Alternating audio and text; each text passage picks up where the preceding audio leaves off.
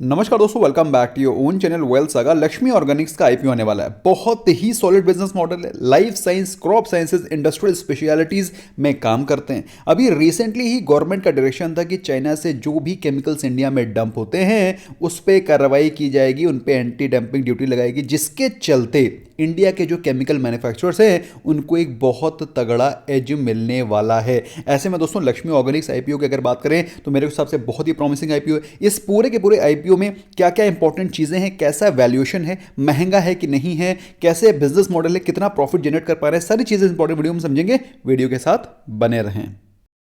अब जो लोग केमिस्ट्री के स्टूडेंट हैं वो लोग जानते हैं बेसिकली जो कंपनी का बिजनेस मॉडल है वो दो मेजर कैटेगरीज में डिवाइड किया जाता है। One is acetyl intermediates and second one is speciality intermediates. अब दोस्तों मैं इन ज़्यादा डिटेल में इन हाइड्रोकार्बन्स में नहीं जाऊंगा क्योंकि यहाँ पे साइंस की क्लास स्टार्ट हो जाएगी। अदरवाइज हम लोग बात करें तो बेसिकली जो कंपनी के सेगमेंट हैं एसिटाइल इंटरमीडिएट्स में प्रोवाइड किए जाते हैं सॉल्वेंट वो लिक्विड्स होते हैं जिसमें कि अदर केमिकल्स डिजॉल्व किए जाते हैं। तो इनका काफ़ी ज़्यादा यूज़ होता है फार्मास्यूटिकल इंडस्ट्री में। फार्मास्यूटिकल जो मेडिसिन होती हैं जिसमें केमिकल्स को डिजॉल्व करके सॉल्वेंट बनाते हैं, सोल्यूशन बनाते हैं, उसमें इस कंपोनेंट का बहुत ज्यादा यूज होता है। जो सेकेंड कैटेगरी है दोस्तों उसे बोलते हैं स्पेशलिटी इंटरमीडिएट्स। अब इस स्पेशलिटी इंटरमीडिएट्स आपको मालूम होना चाहिए जो ये बेंजीन का कंपोनेंट होता है ये प्रोवाइड करता है कलर। अब जब कलर प्रोवाइड करता है तो इनका काम आता है एग्रोकेमिकल्स में, पिगमेंट्स में और बहुत सारे ऑर्गेनिक केमिकल्स को बनाने में। तो इसका यूज़ फार्मास्यूटिकल इंडस्ट्री में भी अच्छा खासा है। ऐसे में दोस्तों मेरे हिसाब से ये दोनों की दोनों कंपनीज, दोनों के दोनों कंपोनेंट्स इस कंपनी के बहुत ज़्यादा यूजफुल हैं प्रेजेंट सिनेरियो में भी और आने वाले सिनेरियो में भी। As far as the Indian government's plans are concern, मेरे हिसाब से लक्ष्मी ऑर्गेनिक इंडस्ट्रीज को आने वाले समय में अच्छा खासा बेनिफिट होने वाला है। अगर दोस्तों हम लोग बात करें कंपनी के एप्लीकेशंस की तो जैसा कि मैंने आपको बताया कंपनी के जो सेगमेंट हैं उसमें लाइफ साइंसेज हैं, क्रॉप साइंसेज हैं, पेंट्स एंड कोटिंग इंडस्ट्री है जिसमें कि मैंने आपको बताया जो पिगमेंट्स बनाते हैं तो पेंट और अलाइड सेक्टर के जो केमिकल्स हैं उसमें भी कंपनी काम करती है, इंक्स प्रोवाइड करती है।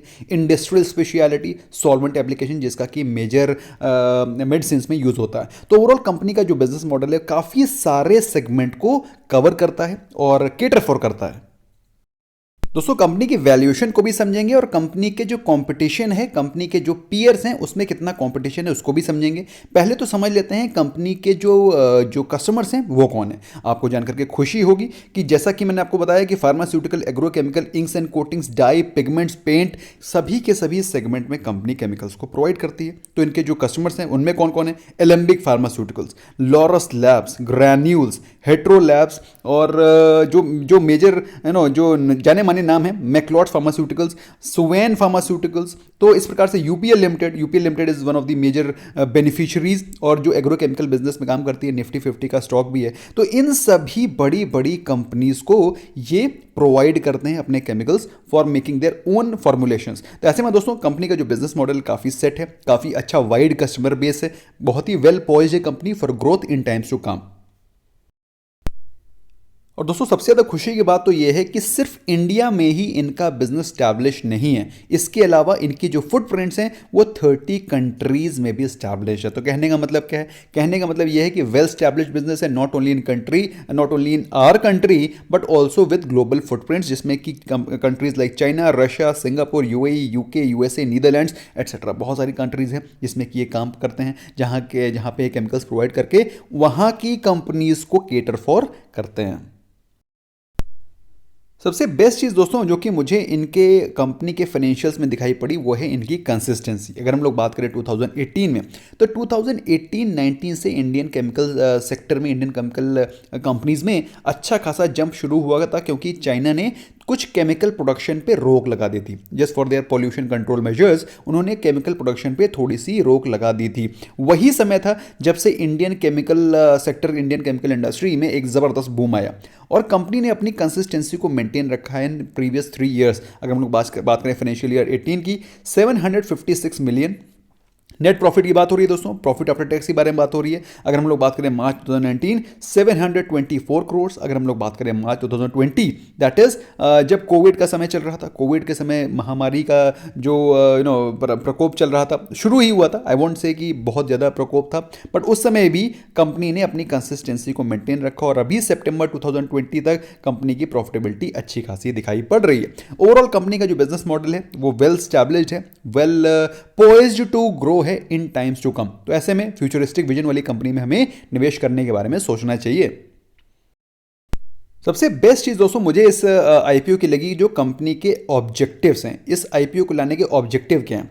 इस आईपीओ को लाने के ऑब्जेक्टिव कंपनी के एक्सपेंशन के, कंपनी के ग्रोथ के, कंपनी जो अपनी वर्किंग कैपिटल रिक्वायरमेंट है उसको मीट करना चाहती है, expansion of SI manufacturing facility उसको भी कैटर फॉर करना चाहती है, बिजनेस कैपिटल रिक्वायरमेंट को प्लांट मशीनरी इंफ्रास्ट्रक्चर डेवलपमेंट लगाना चाहती है। तो बेसिकली जो पैसा रेज हो रहा है वो सिर्फ प्रमोटर अपने स्टेक को बेच करके ऑफर फॉर सेल नहीं ला रहे हैं, but also they are utilising this money for the company's future growth as well.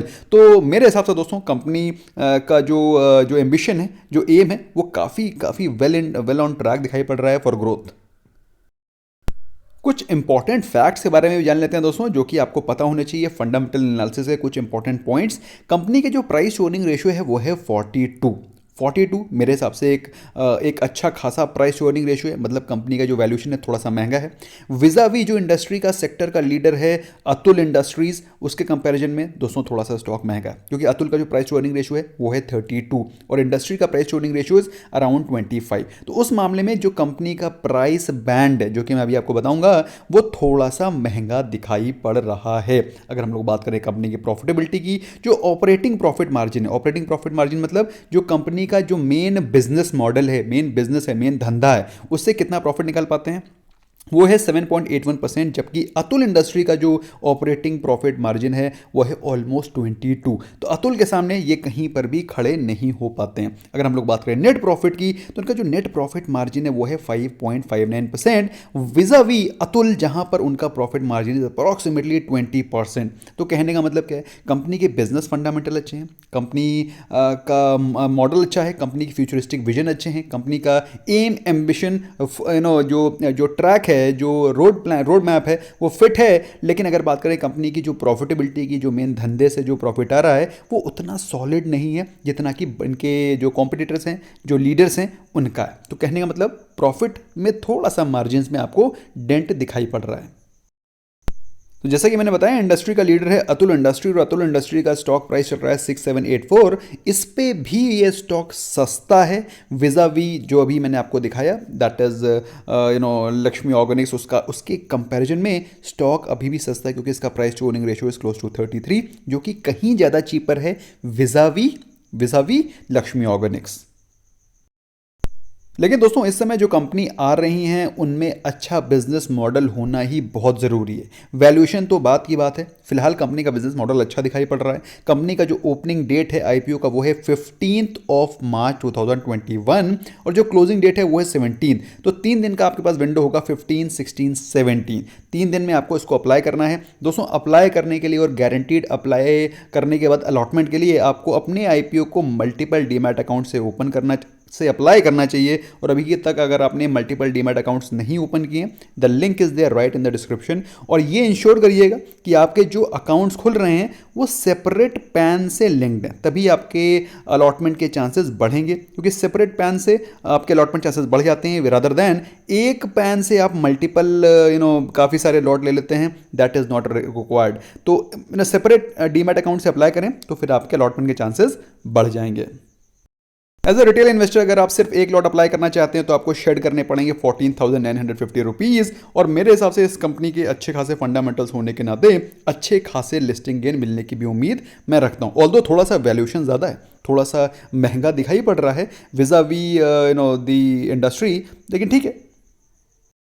Generally लोगों को लगता है कि ये स्टॉक प्राइस तो सिर्फ 129 रुपये है, बहुत सस्ता है। लेकिन दोस्तों ये कोई स्टॉक हो सकता है 25 रुपये का होकर भी महंगा हो, और हो सकता है कोई स्टॉक 2500 रुपये का होकर भी सस्ता हो। ऐसा होता है। ऐसा वैल्यूएशन को जब आप एनालाइज करते हैं तब वो पता चलता है कि 25 रुपये का स्टॉक भी महंगा हो सकता है, क्योंकि उसकी अर्निंग्स ही उतनी नहीं होती हैं जिस प्राइस पे वो खड़ा है। फिलहाल दोस्तों इसका जो प्राइस बैंड है वो है 129 से 130, तो कट ऑफ प्राइस आपको 130 लगाना पड़ेगा, और आपको 4950 जो कि मैंने आपको बताया 15,000 के रुपए के आसपास एक लॉट आपको मिलेगा। एज ए रिटेल इन्वेस्टर आप मैक्सिमम 2 लाख रुपीज़ ही इन्वेस्ट कर सकते हैं। और जरा इसके लिस्टिंग वाले चार्ट को देख लेते हैं। जैसा कि मैंने आपको बताया 15, 16, 17 विल बी दी ड्यूरेशन जब ये आईपीओ आपको खुला हुआ मिलेगा। और अगर आपको अलॉट हो जाता है तो आपको अलॉटमेंट पता चल जाएगा ऑन 24th, और आईपीओ की लिस्टिंग होगी 25 मार्च 2021, इसी महीने होली से पहले। तो दोस्तों मेरे हिसाब से काफ़ी प्रॉमिसिंग आईपीओ दिखाई पड़ रहा है, और not only for listing gain, long term के पर्सपेक्टिव से भी मुझे ये ठीक ठाक ही दिखाई पड़ रहा है। और थोड़ा सा वैल्यूएशन महंगा है, but that's okay. I think it commands the premium, it जो प्रीमियम ये कमांड कर रहा है इट डिजर्व्स दैट प्रीमियम, क्योंकि कंपनी का बिजनेस मॉडल भी काफ़ी वेल स्टैब्लिश है। सो मेरे हिसाब से I think this is looking very promising.